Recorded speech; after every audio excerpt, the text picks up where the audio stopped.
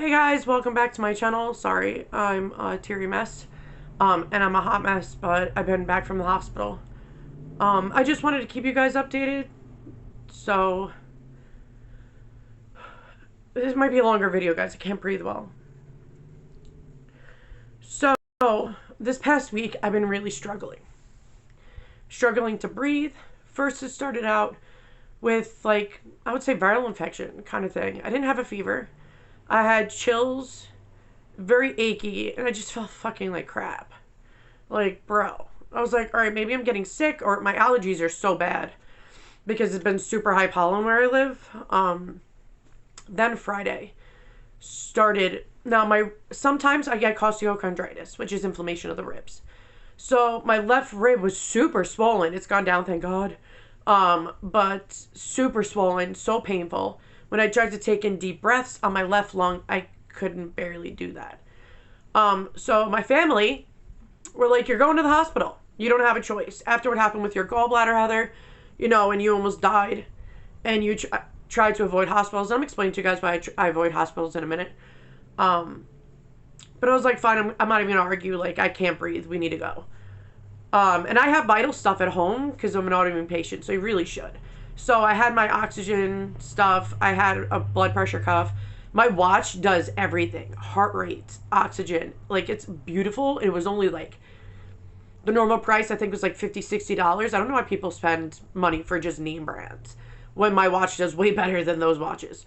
I got it off Amazon. I'm going to try to find it. Hopefully I can find it. I don't know if it's still around. But actually on Amazon Day, I got it for 25 bucks. So word. But that watch is beautiful. And my doctor wanted to see if it was true of the watch actually doing it. So she tested the results, held it. And while I was sitting there, I did the results, wrote mine down. It was off maybe by like 1. Like, it was on point. And she was like, what is that watch, please? Because that can help a lot of my patients. So I had to find it for her months and months ago. But get back to the story. So I go to the hospital. In the middle of a tornado warning, by the way, I get put into the room. Now, there's a ton of staff. I've never seen so much staff in this hospital in my life. There was like 3 doctors on staff and a ton of nurses. Like, it was fully staffed. By the way, there wasn't that many people in the waiting room. In the emergency room, so I don't know why they took forever. I like videoed them just sitting there bullshitting with each other and laughing and doing all that while I couldn't breathe. I'm like, that's fucked up. My nurse was mad cool though. She came in immediately, took my vials. She was like chilling with me. Like, she was such an awesome. Well, every other nurse is just sitting on their butt. So I don't know what was up with that.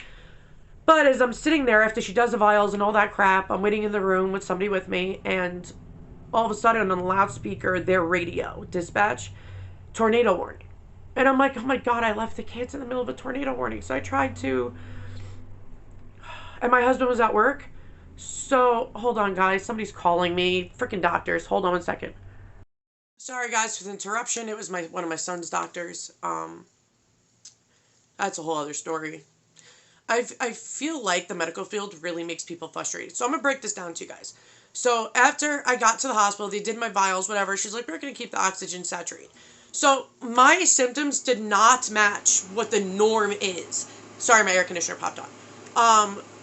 So this is what I hate about doctors. Some doctors are so set in their ways. They're like, oh, a 36-year-old? Oh, why the hell would they have it? Blah, blah, blah. And they're ignorant, and they go by statistics. This is when my gallbladder exploded. Because then I told them I had pain in the upper quadrant, and they're like, oh, you're fine, it's IBS. 3 doctors told me that. Without doing a sonogram, I almost died. They said if I came 24 hours later, I would be in a coffin right now. I would be dead. Because my whole thing just exploded. My gallbladder. So, fight for your rights, guys. Now, I'm explaining this to you. A couple months ago, as some of you guys know, I had epiploic appendicitis. Now, that's something rare. It's actually because they weren't very educated, let's be real, in the medical community. They're still not on it. But if you read up on it, the short little paragraph there is, it's caused by DVT clot, or if somebody is overweight, and blah, blah, blah. Now, I've only been overweight for like a year. You know what I mean? So it wouldn't have made sense why that would happen. Because I've always been a small, little, skinny person my whole life.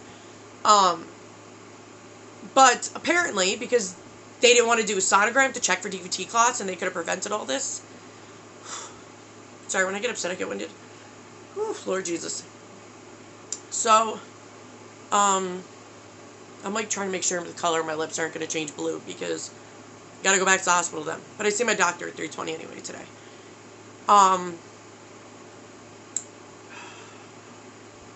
So epileptic appendicitis, they should have did a sonogram. They should have did all that. They're like, oh, you're fine, walk it off, blah, blah, blah, blah, blah. My primary ignored it, and everybody ignored it, which that was an indication. Now, epileptic appendicitis is an infarction, which is like almost like a heart attack, in your gut. That's basically what it is, pulmonary embolism. Same thing. So what's cool is I was taught the anatomy of like heart and lungs and all that, so I was like, oh, I didn't know all that, but that's cool. So I'll explain it in a second. So they get all my results back. Now, first of all, I get my results first before the doctor even came in to talk to me because they were talking to other doctors to see what the hell to do because I'm 36. Like, this doesn't happen to 36-year-olds, unless a woman's on, like, hardcore birth control with estrogen that causes it, which Depo shot is actually rare to cause a blood clot because no estrogen. That's why people do it. But even with a small chance, because of my autoimmune, which I'll talk about that in a minute, amplified it. Now, I know I smoke, but I don't smoke that much, bro, for this to happen. And I know people are going to try to fall back on that as bull. I'm going to quit because, period, I just want to quit now. I think I just, like, waited for that extra to push me to do it. So, yeah, I know it's not from that. So, I actually looked up, called the Scleroderma Foundation Company, the scleroderma.com people, all that stuff. And I was like, just out of curiosity, can scleroderma cause blood clots? And like, absolutely, Heather. It's like 5 times more likely chance for you to get blood clots because of all the swelling. They're like, let me ask you a question. Have you had a lot of swelling in the last few months to a year? And I was like, well, for an entire year, my SED rate has been super high. I told them the exact numbers because I had it on my thing. And she was like, absolutely, it can cause it. She's like, absolutely. And because you were so swollen you could barely walk, that's another reason why. So they were like, 100% scleroderma caused it. And yeah, I'm going to have a little arguments with my doctor. Because, they're easy to switch to it's smoking. But when they're uneducated about a disease, that's why I did information and look it up.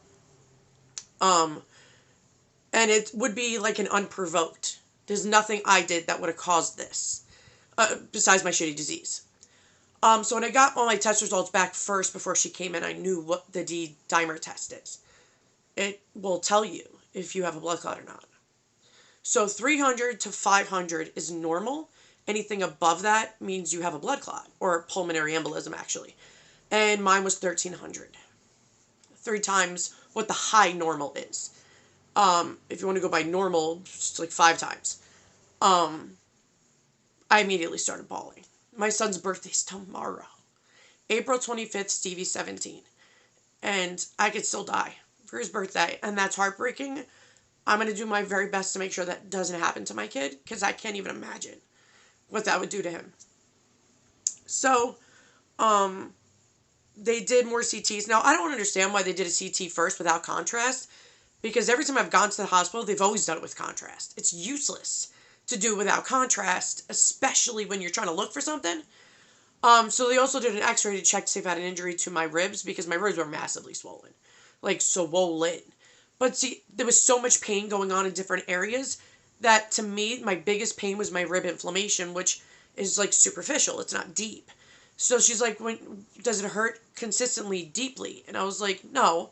Because when my gallbladder exploded and stones in my liver duct, that felt deep. Like somebody was really ripping apart your gut. Oh my God, it sucks so bad. Gallbladder pain, explosion, will always be the worst pain I've ever felt in my life. But thank God for blood thinners. I'm just saying that. A little afraid of them, but they helped amazingly with this situation almost immediately. But when they found all the scans, so what happened was I probably had a bunch of DVT clots. Probably a ton of them. And because of my inflammation, probably 100% caused it. And I couldn't do much activity because I was so damn swollen. I'm going to blame Medicaid because you guys all know that I was trying to get to my scleroderma doctor.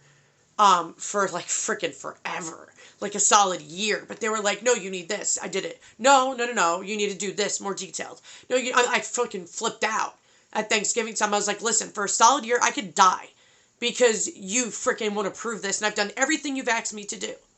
And then they approved it. Then I saw him, then I was put on sulfasalazine, which dropped my sed rate so quickly. Like, shout out to all my autoimmune people. Try that med. Because Plaquenil destroyed my stomach and it did not bring down inflammation for me. I was on it for years.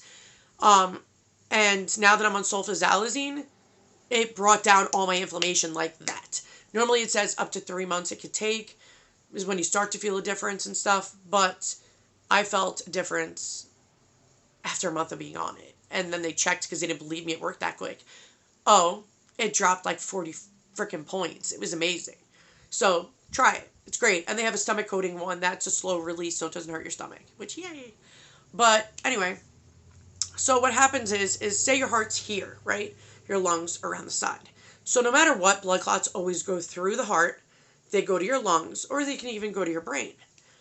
Which they have to test me for that to see if I have a TIA. I've been having really bad spacey issues and finding words. So I might have had small strokes. It's funny, we joked about it, but it's probably true.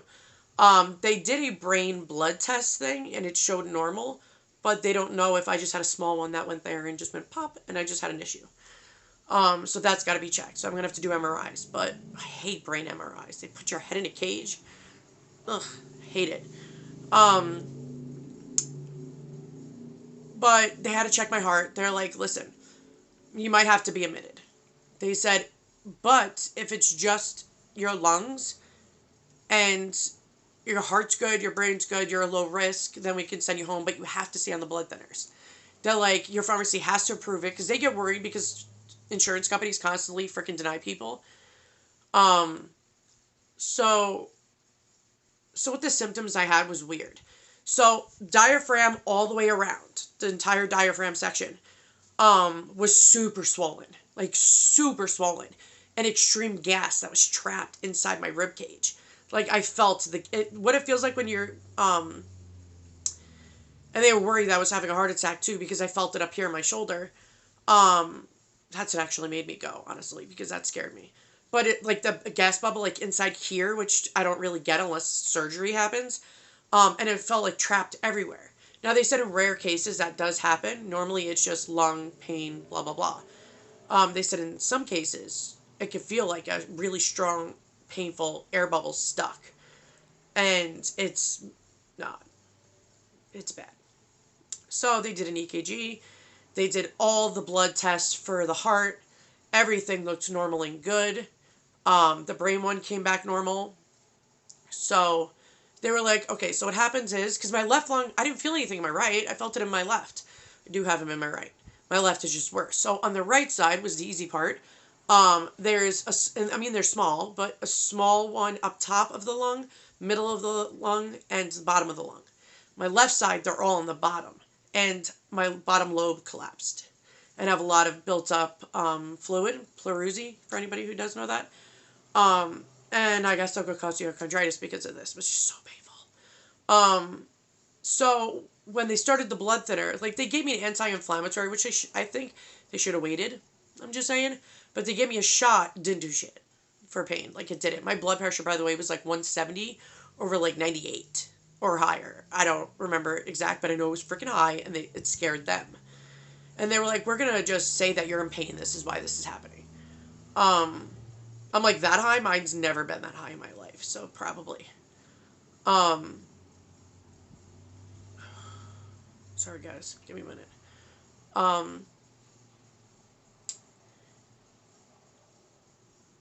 So, since I was a low risk, I was able to send home. I do Levinox. There's shots, which I do 2 shots a day, 1 in the morning, 1 at night, same time every day it has to be. One's on one side, it's love handles that it goes into. And I was like, man, this makes me sad that it goes on the love handles, even though I don't have much fat on my love handles, but she was like, trust me, it's better when you have a little love handle there because it's way painful when it's straight on the bone, with no love handle. So she's like, the shot burns, bro. Anybody who's ever done Levinox, the shot for a blood thinner, will tell you how bad it's painful to do. I do my own B12 shots, and I forgot what other shot I did. Total brain fart, but I do another shot. Those aren't painful at all. I sometimes don't even feel it. Even the depot shot, I don't feel it. But this is painful. But I do have to say, the second they gave me it, I was able to breathe in deeper. And I was like, oh, it's magical. Because I could take deep breaths without it being so painful. So for the first couple of days, I was trying to keep breathing in deep. You're really supposed to do that. And for lung health, you're really supposed to cup your hands and tap on somebody's back a little bit. Not hard, but, decently. And it brings up the liquid and people can get it up. It prevents a lot of stuff. I've been doing that for years. To my kids, to me, to my husband. I'm like, get up the liquid. Because liquid down there is not cool, bro. So when they gave me the shot, oh my God, it was so much better. Guys, it was so painful on my left side before I went to the hospital. I couldn't lay on my side. I couldn't move. I couldn't lay on my back. My back would total spasm out if I tried. It was rough, bro. So this was a wake-up call. Holy crap. Severe inflammation from autoimmune can really do this. It can really do this. I'm like, it is scary. It is so surreal for something this to happen. And I'm like, always around a couple months before my birthday or a couple months after. So my birthday's in late June. So usually around May, something bad happens, or around June, July, something bad happens. And this time it was right before May. And my mom looked at me and she was like, every time before your birthday, this happens. And I'm trying not to cry because I'm like, my whole life I've taken care of other people. My whole life I tried to always do the right thing. I never did the wrong thing. I always was responsible and on point. I never lived. And being a mom was the best thing that ever happened to me in my life. And to know that it can go away tomorrow. It says even after diagnosed with it, you could die at any time for the first year. I might now have to be on blood thinners for the rest of my life. What I'm scared about is I get ulcers in my stomach, and that's deadly with blood thinners. It's so hard not to fear. It's so hard not to fear when shit like this happens that you're going to die, because something bad always happens with my health, and I'm just so tired of my diseases, and I just want to be normal again. I'm 36 years old, and I probably have 20 small little emboli in my lungs, and I'm so exhausted, and I'm in pain, and I just want to be me again. This past 12 months has been really hard. It has been really, really hard. And I always try to stay positive. I always be like, do what you gotta do, push through everything, blah, blah, blah. It just sucks.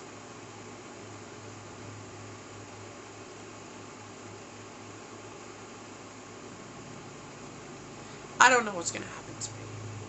I don't. Does anybody really? But knowing that you have autoimmune diseases, severe rare ones that can just kill you in the blink of an eye, that's scary. And it really, after that, it really made me 100% be like, holy crap, I could die tomorrow. This is insane. I always try to do the right thing and do what's best. And I feel like I'm just keep getting kicked down, and it's really hard.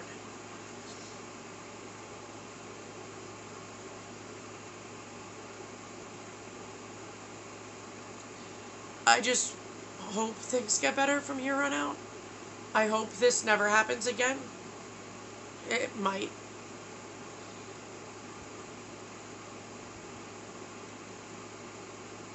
Hearing that you have pulmonary embolisms is something you thought would never happen to you.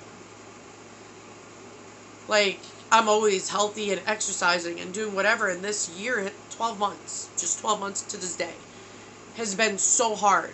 Actually, this coming early May was when they did the first blood test that showed I had super elevated SED rate and CRP, which is another indication too. And I'm like, I just never thought in a million years I would have got blood clots. Not DVT blood clots. And to get a warning in my GI system saying, hey, you have epileptic appendicitis. Check for DVT, and the doctor just didn't do shit. They just want to chalk it up because I gained weight.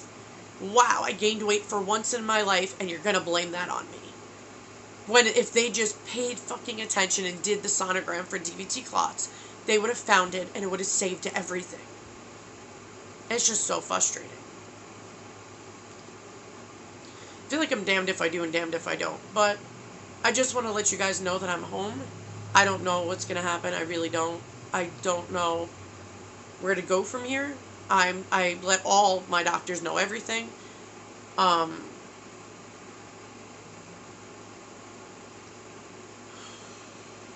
It's going to be a long road. And it could take years, or it could take months to years to recover from it, if it doesn't happen anymore. That would explain, though, why when I would exercise, I thought it was my stamina I was losing. And I was so winded and so exhausted and, like, on fire. And it turned out I had DVT clots. So, I just want to let you guys know that I am in a blood thinner. I'm going to go to all the doctors that I need to go to, let them figure everything out, even though I'm pretty sure it was scleroderma and my massive SED rate. Because massive inflammation in the body can 100% cause this. So the first thing that could cause this, they always say, is surgery. Surgeries is always the number one cause that can cause it. 2 is normally birth control. Now, normally birth control has hormones, estrogen, blah, blah, blah. Depot shot does not. Depot shot, it's rare for that to happen. But we all know have rare diseases, rare things happen. So, boom. And they said inflammation, autoimmune diseases, blah, blah, blah, can cause this. Especially if you have high SED rates, and I did. We all know this. So, I just hope I get the correct care now. And my doctors get their crap together. And they don't ignore signs that my body gave them to look for shit. If you were ever diagnosed with epileptic appendicitis, it's caused by thrombosis DVT clots. It can be caused by that way. Sometimes it can be if somebody's like super overweight and like if one of the fat sacs are stuck and blah, blah, blah. No. They should always do a protocol for DVT clots to make sure. Always. Better to be safe than sorry. You can save a life. And I'm going to do whatever I can to be my best advocate to help others be their own best advocate to when you're diagnosed with things, when you have certain signs, what to do. Because so many doctors are like, oh, statistically, you're fine. I'm just, so over it. I'm so damn over it. So, I want my lungs back to where I can exercise again, stay exercising, stay moving, stay motivated, stay doing all that. And now that my SED rate has gone down, I mean, it's still high, but it's down a lot compared to what it was. And I can get back to where I was, so this don't ever happen again. Just got to do my best, guys. That's what anybody could do. But I know a lot of you are worried and wanting to know. Right now I'm in limbo, so I don't really know what's going to happen. But I'll keep you guys posted and let you guys know. But they said if my heart was involved, my brain was involved, all that, they would have kept me at the hospital. But with low risk and fast acting using the blood thinners, that it was controlled. They said if I get any worse by any means, I got to get my ass back there. So my kids and my husband are like, you okay? You okay? Like, same as before. Like, I'm just so freaking tired. I didn't sleep for 2 days straight, and then I was diagnosed with this, and then with blood thinners, I'm even more tired. It stinks. But hopefully things do get better. But I hope you guys are doing well. I love you guys. Please stay safe. If you feel like something is wrong, fight for it, because it's better to hear the answer, know you're good, opposed to a couple months later finding out, yeah, you have pulmonary embolisms in your lungs. That's scary as shit. That means the leg pain I felt, all that I felt, and they're like, oh no, it's the inflammation, or because you gained weight. I get ignored for so freaking long when they could have helped me. So fight your ass off for yourself, guys, because don't let people ignore you. Don't. It's better to be safe than sorry. Please, make sure you do what you can for your health. If you have a feeling, go with that feeling. I tell people all the time, if you have a gut feeling something is not normal, go. Just go. But I love you guys. Thank you guys for caring and sending prayers to me, guys. and all that you do. I appreciate all of you guys. I hope you guys have a healthy, happy day. Bye, guys.